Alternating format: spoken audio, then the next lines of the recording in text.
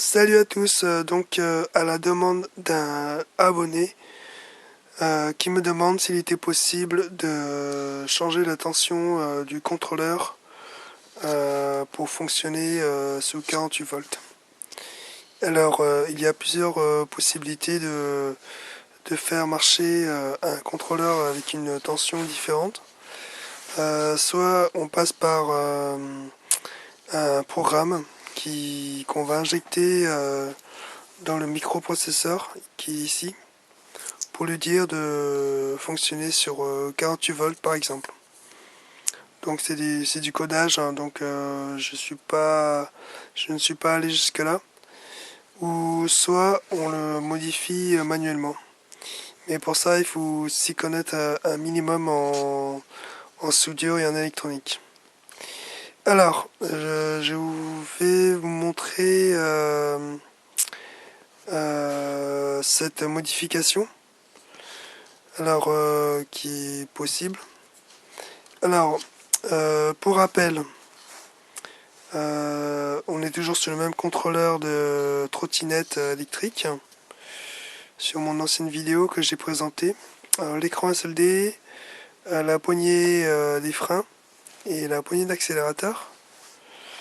Et ici, mon contrôleur que j'ai ouvert. Donc, on reconnaît le boîtier. Tac. Donc, on voit bien que c'est un 24 volts, 250 watts, 14 ampères. Donc, la tension minimum est de 19 volts. C'est la tension de basse tension pour qu'ils se mettent en protection. Alors, on a toujours les 3 phases moteur, les capteurs Hall, ma prise de batterie et la fiche d'accessoires. Ensuite, on retrouve mes 2 batteries de 12 volts câblées en série pour avoir du 24 volts. Une batterie d'overboard qui fait 36 volts. Et un pack lithium-ion qui fait 48 volts. Fait maison. Qu'on retrouve sur mes anciennes vidéos. Alors le but étant de tromper le microprocesseur qui est là. Alors, le but c'est de tromper le microprocesseur en lui disant que on est toujours sur une batterie de 24 volts, mais en fait on est sur 36 ou 48. Alors j'ai fait plusieurs tests, donc il est tout à fait possible de tromper le microcontrôleur. Généralement il y a une résistance ici qui va diviser la tension d'entrée, parce qu'on arrive avec du 24 volts quand même. Alors, tac, voilà. On retrouve mon plus VCC. Alors pour rappel, beaucoup me demandent ce que c'est que le plus VCC. En fait, c'est le plus VCC, c'est tout simplement le plus après contact, comme dans une clé de Neumann de voiture. On tourne le contact et ça commute sur le démarreur, le contact. Alors ici, il y avait une résistance avec un pont diviseur qui me réduit ma tension. Après, ça file vers le microcontrôleur, hein, donc ça, faut le savoir. Ici, on retrouve un petit régulateur de tension. Alors lui, il régule à 3,3 volts à peu près. C'est pour alimenter la puce. Et après, on a un amplificateur opérationnel et ainsi de suite. Alors, méfiez-vous, souvent, on retrouve sur le condensateur la tension maximale que peut supporter le contrôleur.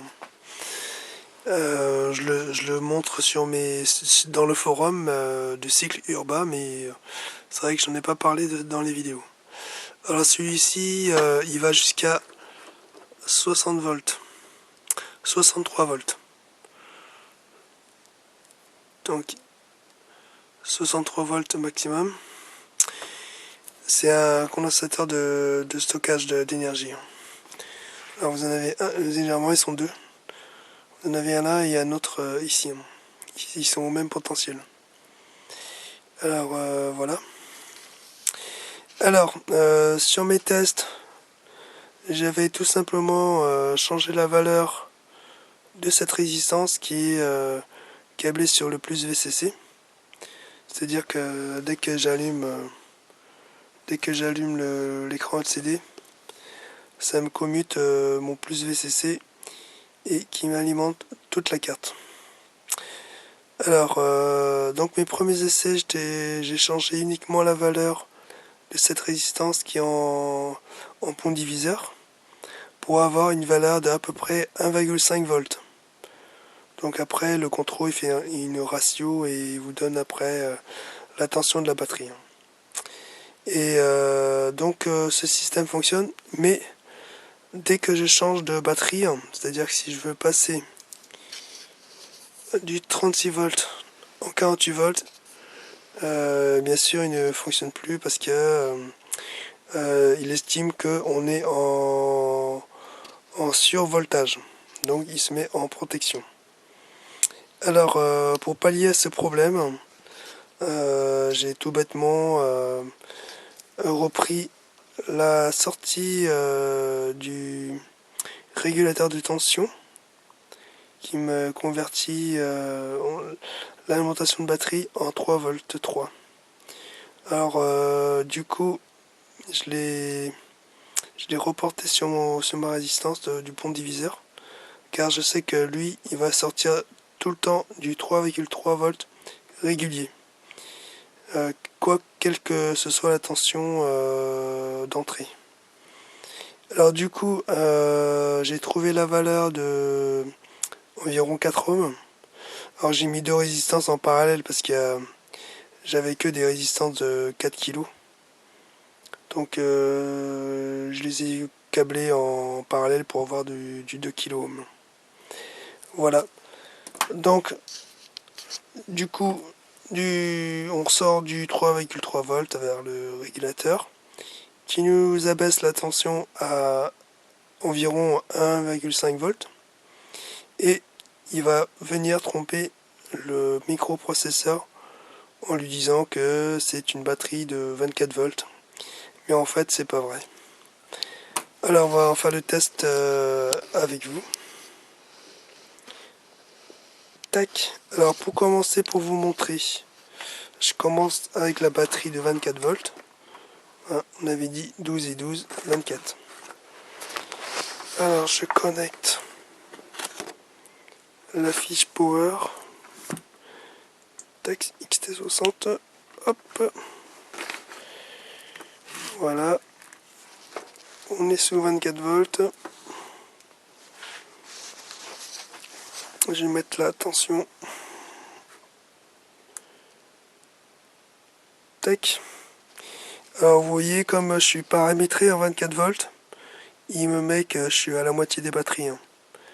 Par contre, on peut pas le mettre sur 48 volts, mais c'est pas un problème pour moi. Alors donc on va essayer. Là je suis en vitesse 1. Tac, vitesse 2, vitesse 3. Voilà, donc le moteur fonctionne. Et je fais du 24 km/h. Tac, ça c'est le frein. Voilà.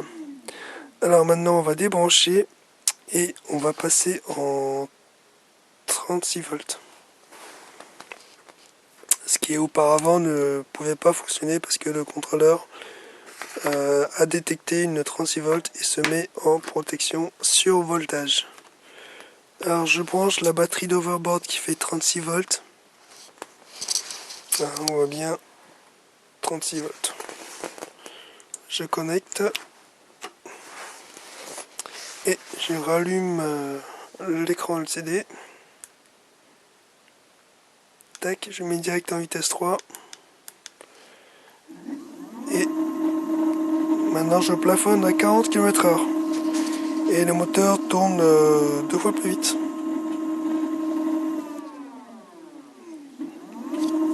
Voilà. Donc ça marche super bien.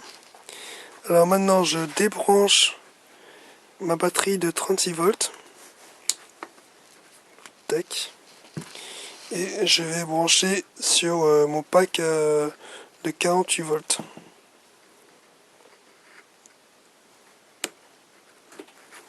Tac, voilà, donc elle est branchée sur ma batterie de 48 volts. Et maintenant on va allumer le contrôle. Tac. Donc bien sûr il me dit que ma batterie est pleine.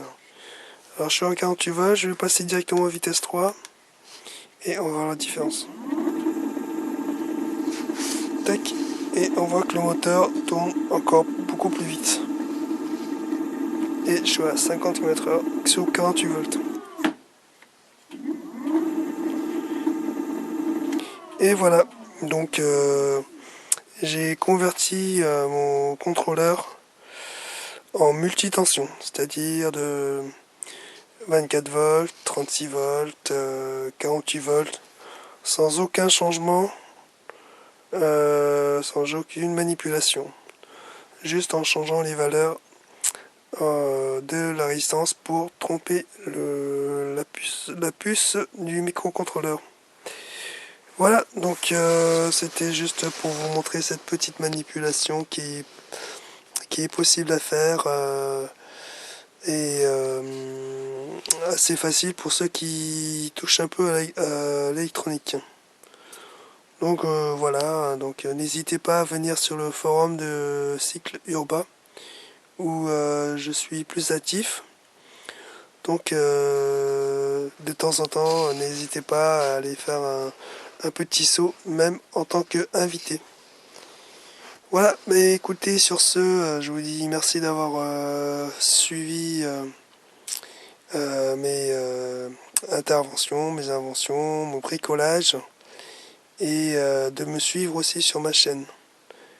Donc voilà pour répondre à l'internaute s'il était possible de modifier la tension de la batterie au niveau du contrôleur. C'est tout à fait possible sans passer par la programmation. Voilà, allez, à bientôt.